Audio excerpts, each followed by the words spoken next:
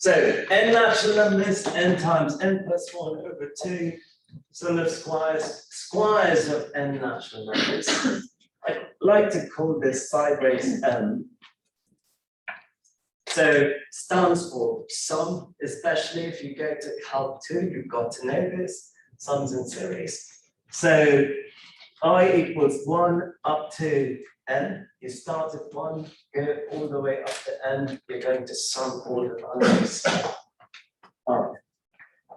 This simply means when I is 1, 1 plus, when I is 2, 2 plus, I is 3 plus, blah, blah, blah, all the way up to n. Instead of writing it in that lengthy way, we have a concise notation, sum I equals 1 to n. Fine. Good. If you want to do the sum of squares of n natural numbers, in other words, yeah, that would equal to 1 squared plus 2 squared plus 3 squared, all the way up to n squared.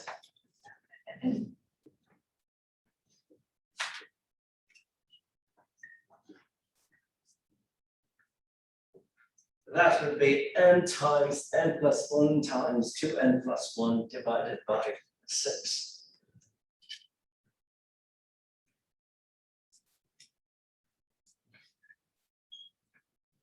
If you cube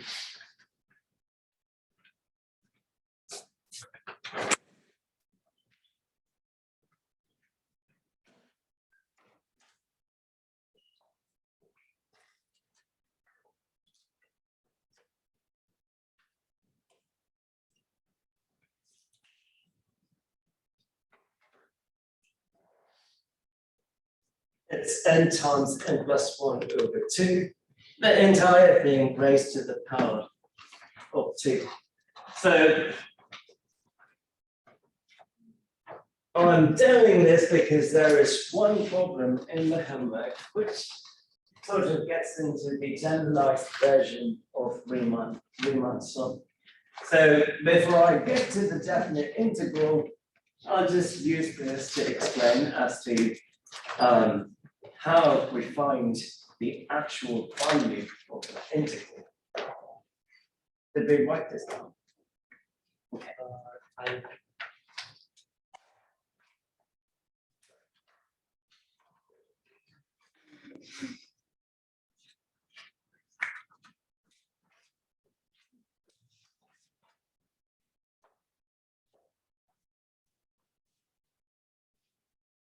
So on an exam, since we're not going to do a written version by the multiple choice, there wouldn't be a problem on this because I'm going to show you how this can be done easily. Let's say we have 0 to 2. X, Y, dx, and I'll explain what that is in a second.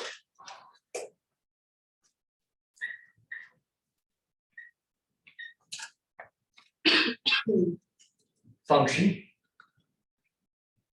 dx indicates that it is the integration is with respect to x, which is the independent variable.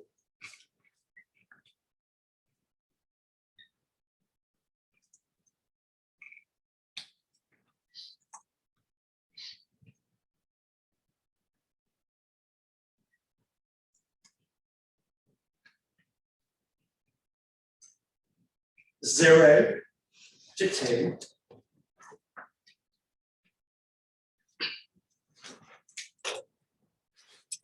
Zero is the lower limit. 2 is the upper limit.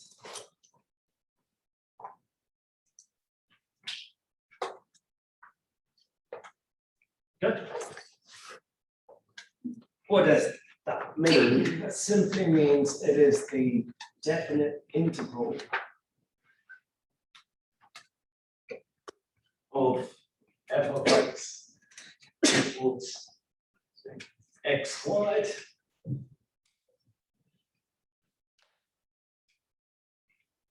over the interval 0, 2.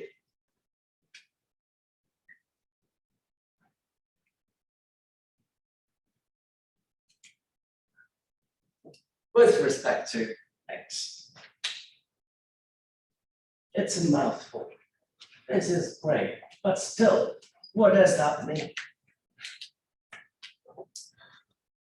This simply is the exact area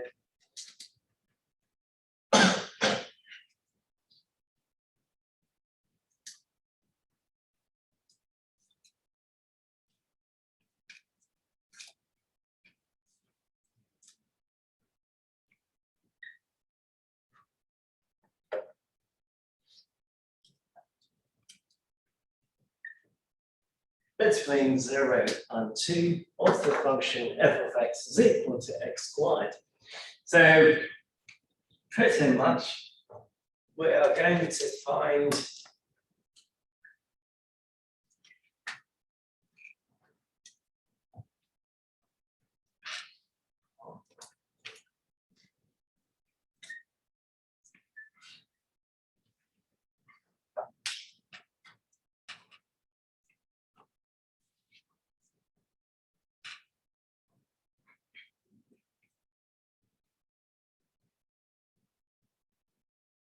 the area under the curve from 0 to 2 of y equals x squared. How did we accomplish this last time? A bunch of rectangles. We did it from the left, then we did it from the right. And we had the left sum, right sum. I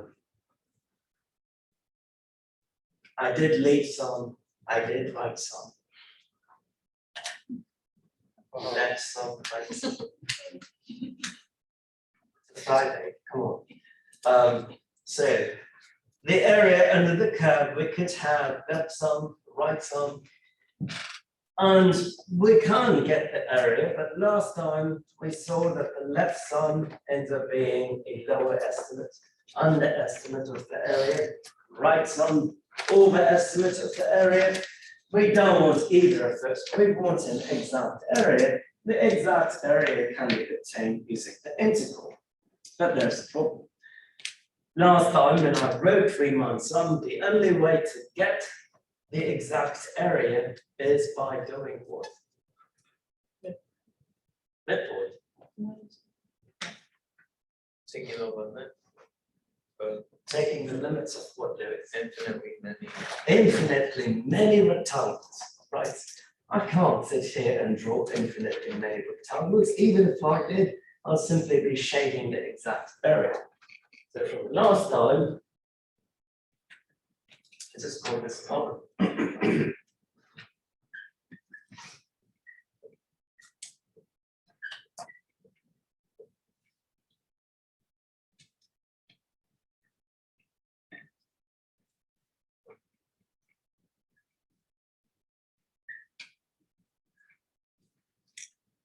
That is the Riemann sum.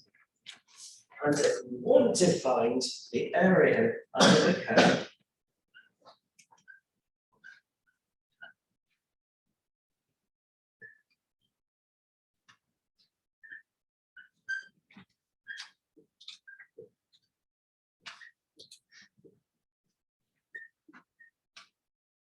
so we have to take the limits, infinite number of rectangles, and we'll be done. Good. Yet another reason as to why we learned limits. So in this problem, we've got f of x equals x squared. Lower limit is 0, upper limit is 2. So I want to find the area under the curve between 0 and 2.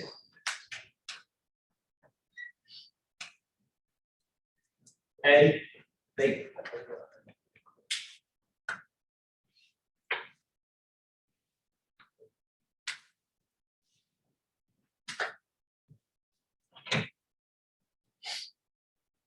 So what was delta x last time? It was like b minus a over something. Over something, Or n, b minus a divided by n. That is the width of the rectangle along the x-axis. In examples that we did last class, n was a finite number. We picked 6, we picked 10, we picked 4. Now we can't do n to be finite because we are going to take the limit n approaches infinity. So here we have b to be 2, a is 0, divided by n. Good.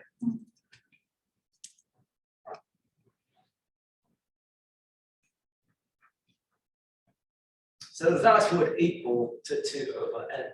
Once again, we want to keep this simple, which is why I'm going with an equally spaced interval, subinterval. I take the entire length, 0 to 2, divide by n equally spaced intervals. So the width of each rectangle is 2 over n. Got to move along, starting at 0, and I should just keep on moving. Yes. So starting point is A.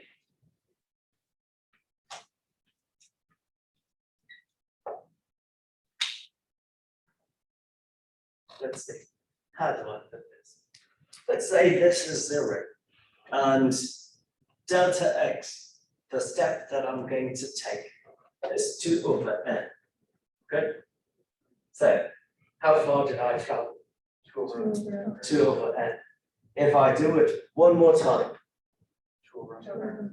in total, what? 4 over n. One more time. Then 10 over n. So in short, I can write this as I times delta x. Correct. In this problem, this would simply be 0 plus I multiplied by 2 over n.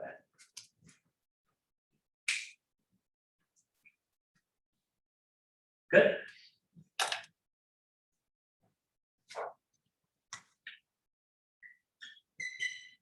So R in this case, sum I equals 1 to n. Want to evaluate f at xi. Xi, if you rewrite it, would simply be 2 times I divided by n. So f of xi, 2i divided by n squared. I take xi, plug it in x squared. I will get 2i divided by n squared. Good. Wait, why are you squaring? X squared times 2 over n. Good so far? No. Why not? I just don't remember why you multiplied by 2 or anything. This one? Yeah. Delta x. It's the same thing Oh. as like.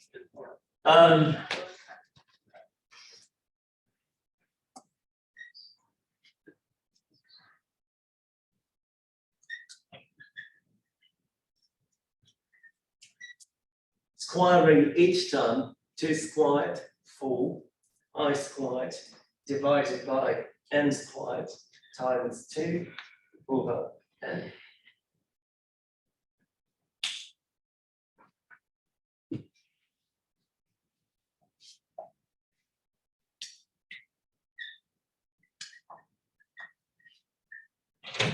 Four times 2, 8, I squared, divided by n squared times n is n cubed.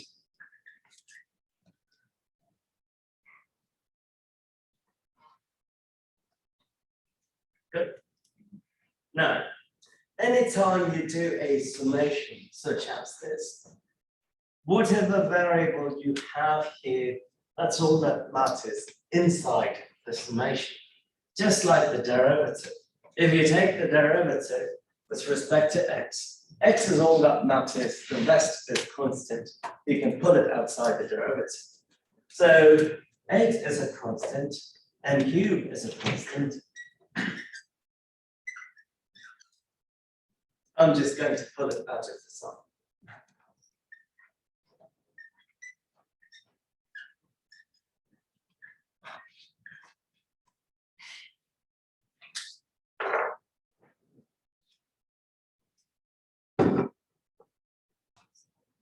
So, with me so far?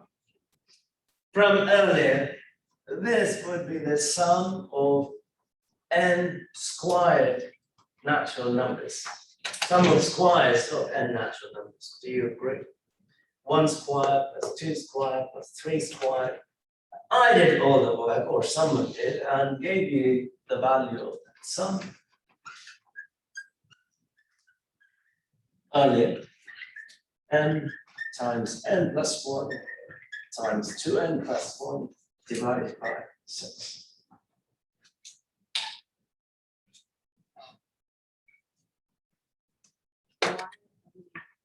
N plus 1, 2n plus 1. Just because it's squared. That's just a Okay. formula. I think you missed it. I wrote it at the very beginning. Good so far. So I have the sum, I rewrote the sum using the formula that I gave you, because this is just the sum of squares of n natural numbers. So now that I have the formula, all I have to do is take the limit. Just do it here.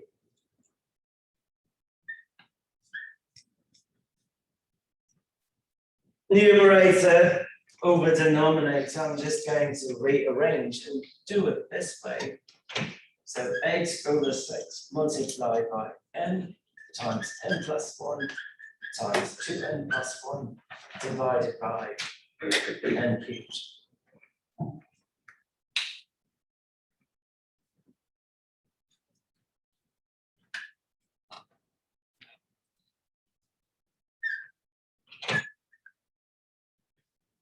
Good. I'm taking the limits on both sides. Limit n approaches infinity, or r would simply be limit n approaches infinity of that term. Yes. It's a this term, so Yes. that aren't your denominators. Well, N cubed times 6 is the same as 6 times n cubed. Okay. So 8 times 3 times 8. Okay. Going to cancel here. 2 goes 4 times, 3 times. Great. What about that? You should know the value of that by now. Remember, we had, suppose you had 8x cubed plus 1 divided by x cubed, Oh. right? What is the limit? Oh, the M and the N are the same. They are the same to divide the coefficients. Yeah. So if you observe carefully, the coefficient of n cubed would simply be 1 times 1 times 2, correct? That's all that matters to me, the coefficient of n cubed and n cubed, which will have the same fixing. So that entire term, when you apply the limit, would end up being 2. So 4 over 3 multiplied by 2, 8 over 3. Good job. So he connected the dots already. Good job. So the area under the curve is 8 over 3. So I did all this work to find the area under the curve, which by all means is a simple parabola, right?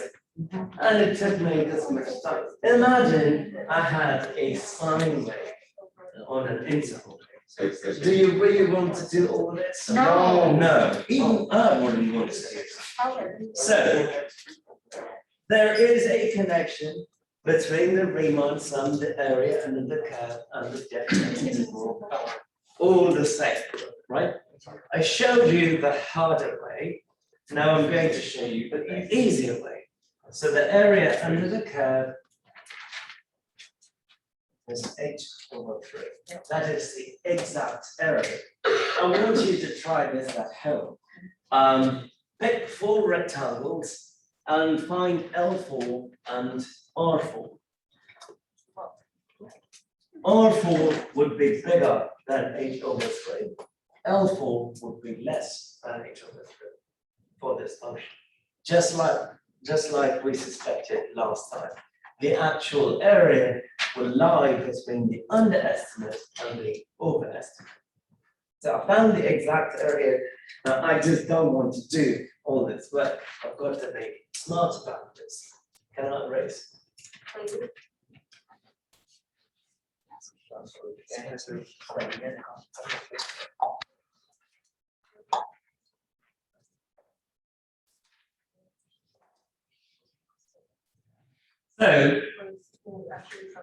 So on the side here, so what is this definite integral business about? Finding the opposite or like of the derivative. Opposite of the derivative. We have a name for this. The antiderivative. So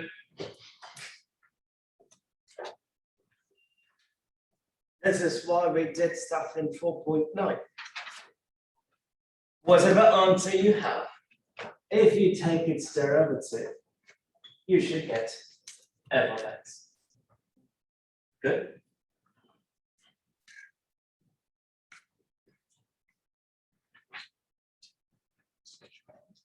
Yes, no, maybe.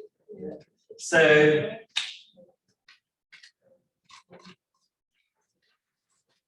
based on what we have here, and assuming you did the homework for 4.9, the function is x squared. You've got to come up with an uppercase f of x, so that when you take the derivative, I end up getting x squared. What should that function be? X cubed. Just x cubed.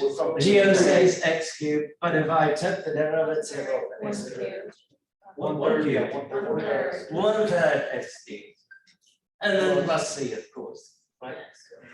If I took the derivative of this, I'm going to get f of x.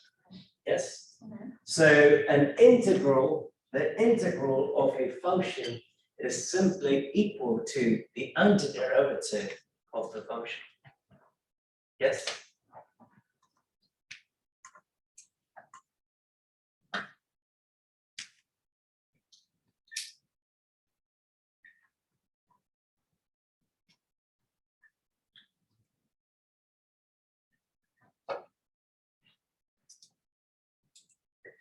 And last time I explained as to why we put that plus c. We put that plus c because no matter what value of c you have here, it would always give you the exact same derivative because c is a constant. Correct? This could be 10, 100, negative 1,000, doesn't matter. Always give you f of x equals x squared. In other words, the answer is not unique. We did an example last time, I think we did 2. How did we make the answer unique? You gave us like. We had some conditions, right? Saying, if I have conditions on the integral, lower limit, upper limit, then I'm defining the exact integral. In which case, the answer has to be unique. Good. So, integral a to b f of x dx simply equals to the antiderivative, which in this case is f of x plus c, evaluated at a, b. That's just notation, or that's how we keep track of limits. We write it on the side, or we draw a vertical line and say x is equal to a, x all the way up to x is equal to b. And in textbooks, this is called the fundamental theorem of calculus 2. Oh, that didn't sound right. It's not of calculus 2. I should rather say second fundamental theorem of calculus. What is this about? If you have a definite integral, all you have to do is find the antiderivative, plug in the upper limit, which would be f of b plus c. Yes, minus the lower limit, f of a plus c. Correct? Now you tell me, what would I get when I subtract? Fraction. A fraction. Oh, are we gonna go with like numbers or just like that theoretically? Theoretically, what would this equal to? F of b plus c minus f of a plus c. F of B minus.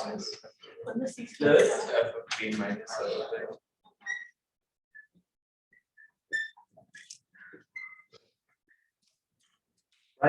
F of b minus f of a, c minus c, c goes away. The constant disappears. But if the constant disappears, do we have a unique solution? Yes. Yes, and it happened because of these two conditions. So theoretically, what does the theorem state? It states that if you take the integral of a function over an interval a, b, or a to b, all you have to do is evaluate the antiderivative at b, take away the value of the antiderivative at a, and that will give you the exact area under the curve. Yes. So a couple questions. Does this work with like circles? Like, you know, A like, circle is not a function, Gio. what do you mean? Is it like sine? Sine is a circle, but you still put on a line. At least if you put on a line. A circle is not a function unless you restrict the domain. It will fail the vertical line test. Okay. But there are ways to integrate it though. That's what I was asking. Yeah, you can erase this part, right?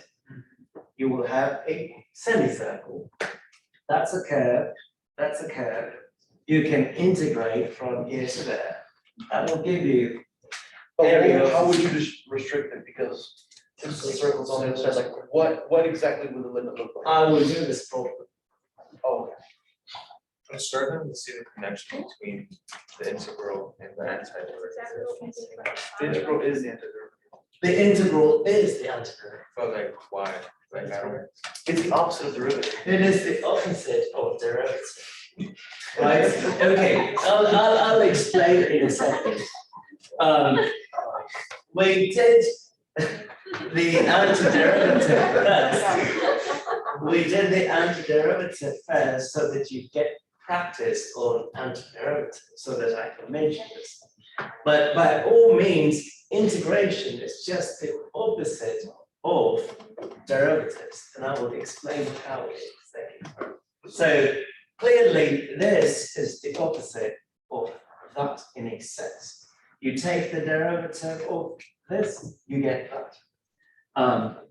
But before I make that connection, let's see what the value will be here if I use the second fundamental theorem of calculus. You guys told me the exact antiderivative for the function x squared. I told you that would equal to the area under the curve. all I have to do is plug in the upper limit in the antiderivative, plug in the lower limit in the antiderivative, subtract, get the answer. If I plug in the upper limit is 2, correct? So 2 cubed divided by 3 minus the lower limit is 0, 0 cubed divided by 3, which is 0. And what is that answer? 8 over 3. Look at that. So either you can do rectangles, few of them, or you can sit and do Riemann sum, infinite rectangles, or simply understand the concept of indefinite integral. Yes. So I could not have come to this far without talking about antiderivatives. Are we clear? We could have skipped the whole Riemann sum. Actually, never mind. So if I integrate a function over an interval a to b, I would end up getting the area under the curve. Now, this is a formal way of explaining antiderivatives and integrals. How we clear?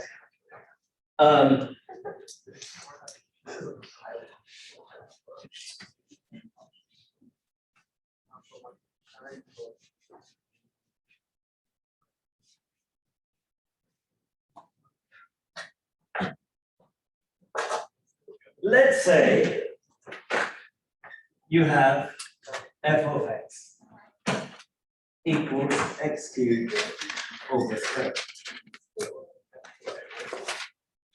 Just x cubed over 3. If you took the derivative, what would you get? X squared. X squared. I'm going to assume c equals 0.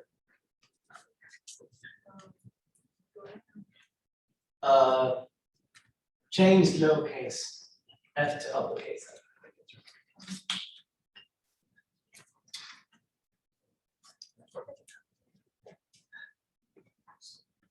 Good. And I want to go in the reverse direction to get x cubed. Oh, good. With me so far? So I have x cubed over 3, that's where I start.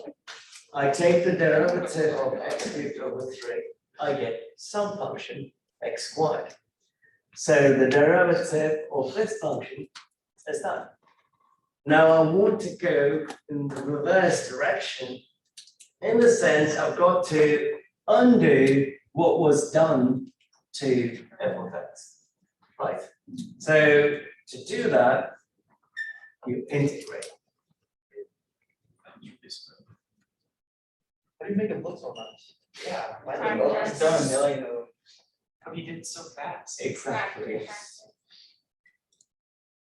And I was trained in cursive. Oh. I have a question. Like, So if I have a function and if I integrate it, I'll get x cubed over 3.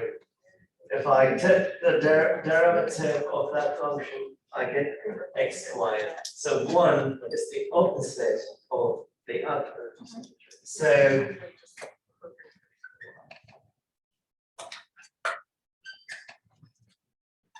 f prime of x is f of x.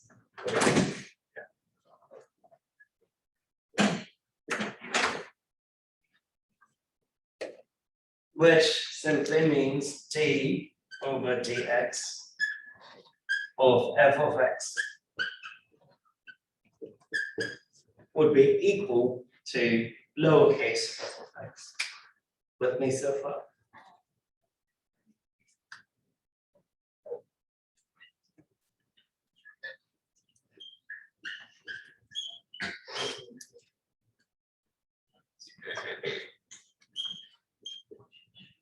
Understand that part?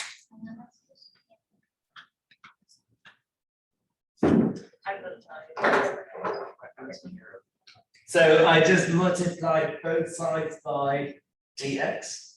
So d uppercase f of x would equal to the function multiplied by dx.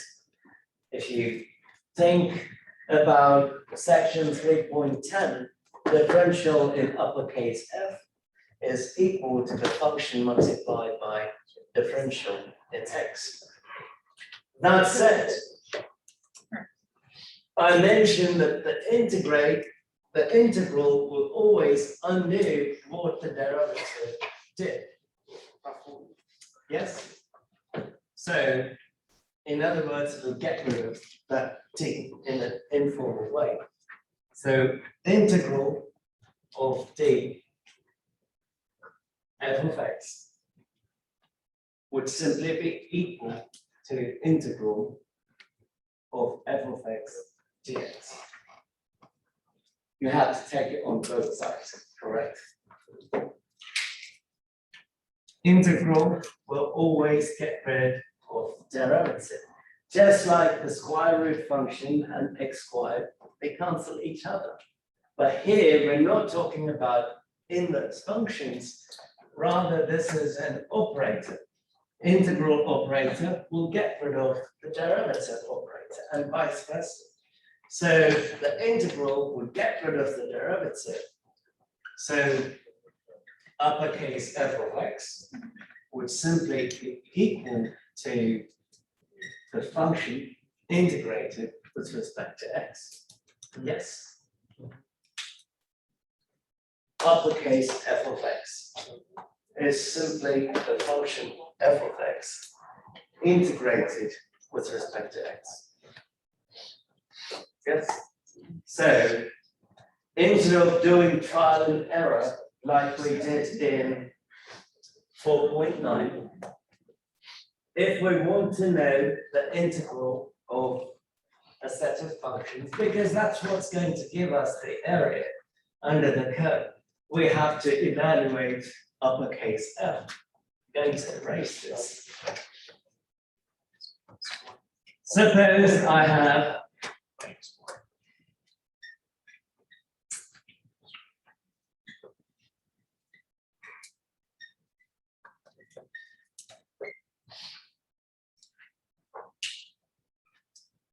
a function x squared. What did we get?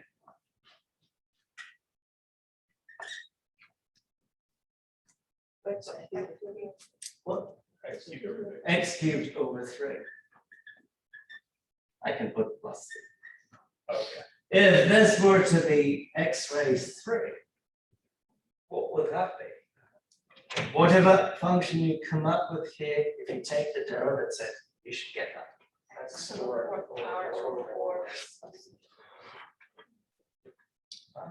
if it is x raised 5, that's 6 over 6. Just add 1 on top. In general, if it is x raised n, Plus good.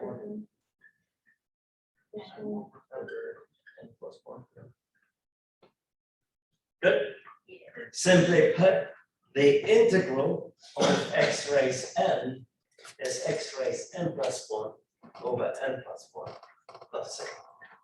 Good. You can drop the c anytime you evaluate a definite integral. A definite integral is an integral that's defined over an interval. Yes. What if n was 1/16? Can you do that? Yeah. The only time this will not work is when n equals -1. Why? Because it'll be 0. It will be 0. So the condition here, integral x raised n dx is x raised n plus 1 over n plus 1 plus c, provided n is not equal to -1. It could be anything else. So I did not specify any limits. So this is an indefinite integral. The moment I put A, B, 0, 2, whatever, it becomes a definite interval. Definitely, yes. So you know how like if we have just x, it would become constant, like, so let's say 2x, it would just become constant too. So if we just had something to the negative power, wouldn't it just become a constant? Let's say I had like x to the negative power, -1 power, and it became 0 power, it would not become a constant?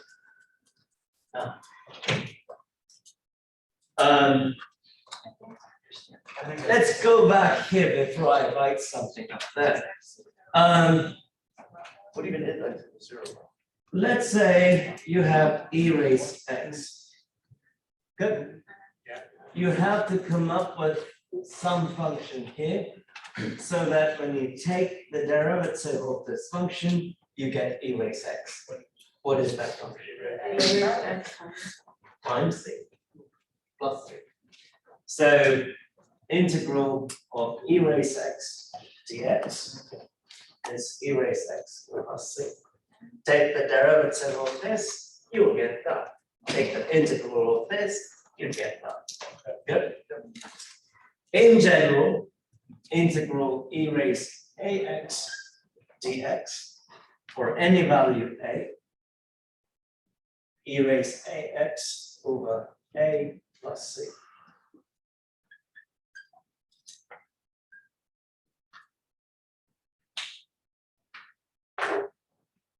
If you took the derivative of e raised ax over a plus c, you will get that. Certainly. Yes, chain rule, a's will go away, we'll get this. That leaves us with one last thing, which is n equals -1. Correct. Because I said n can't be -1, but what if n is -1? X raised -1 is the same as 1 over x, correct?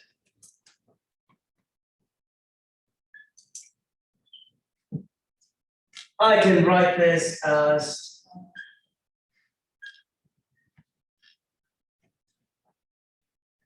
dx over x. Good.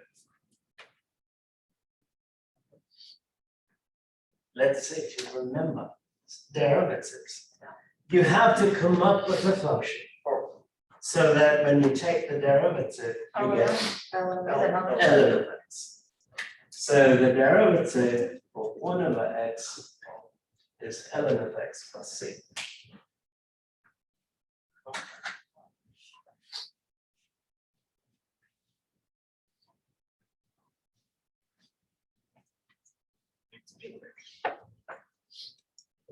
Let's say the function is just 1. 1 times dx. Good. You have to come up with something here so that when you take the derivative, you get 1. Very good. X plus c. Yes? The c's will disappear when I make the integral definite. As of now, I'm writing indefinite integrals. Good.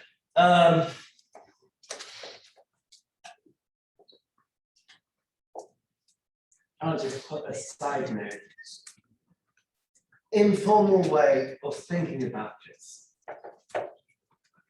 Remember, I earlier mentioned squiggly s is going to get rid of the. If those two go away, what are you left with? Easier way to remember.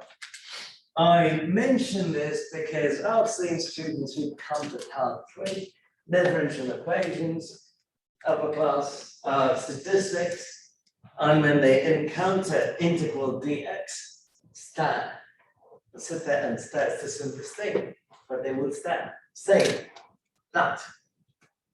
I've seen people write it as undefined when they see this, but it's actually ln of x.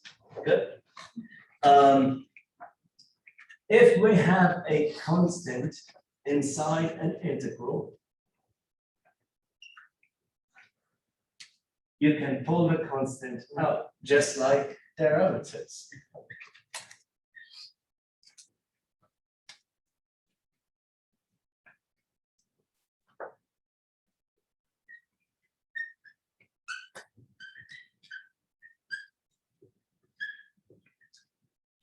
If you add or subtract two functions inside an integral,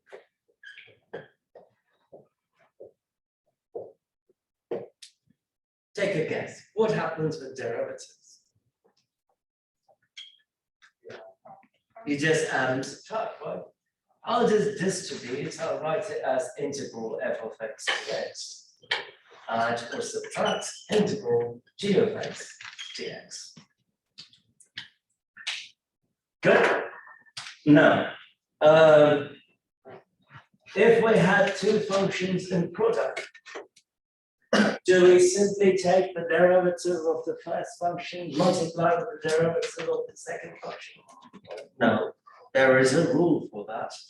So, same would apply to integrals. If you have a product of two functions, you can't split the integral.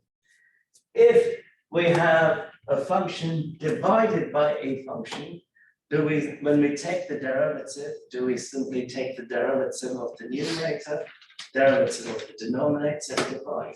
No, we have quotient. Similar manner, I can't simply split an integral between numerator and denominator. Function within a function. If you take the derivative of function within function, what rule would you use? Chain rule. The reverse of chain rule is what we call U-Substitution. Good. So what will undo chain rule once is simply U-Substitution. If time permits, I will do U-Substitution, but as I mentioned, most Calc 2 professors start with U-Substitution. So this is the original function. It's got a bunch of functions added together. So I can simply take the integral of each of them. I'm going to write it this way to demonstrate how we do it. But once you have practice, you probably wouldn't even have to do this. What are the properties? I believe it's number 3. E raised ax, it's simply e raised 2x or divided by 2. Integral of x squared, n is 2. So x raised 3 plus 1, 3 divided by 3.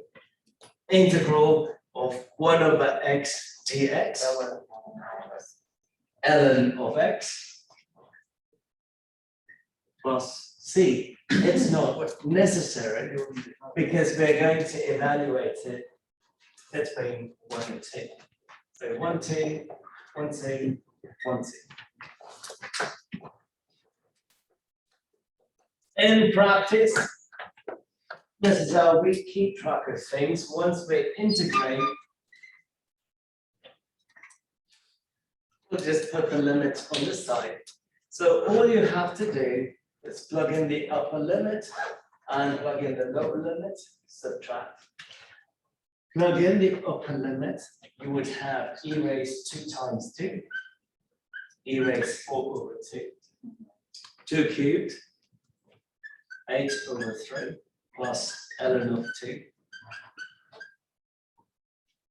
And do not forget parentheses. It's a common mistake. You've got to evaluate all of these and apply a limit.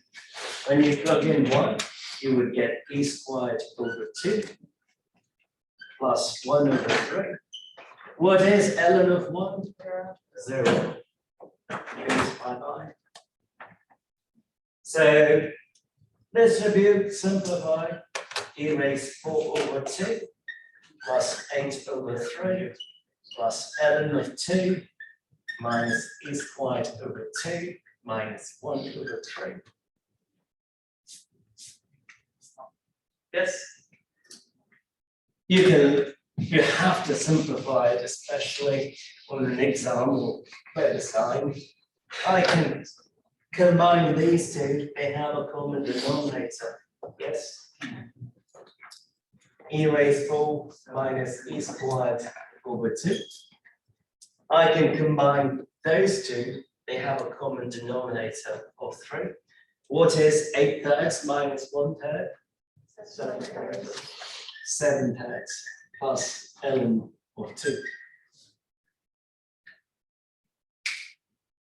All of these are numbers. You can put this in the calculator and you will get a real number as an answer.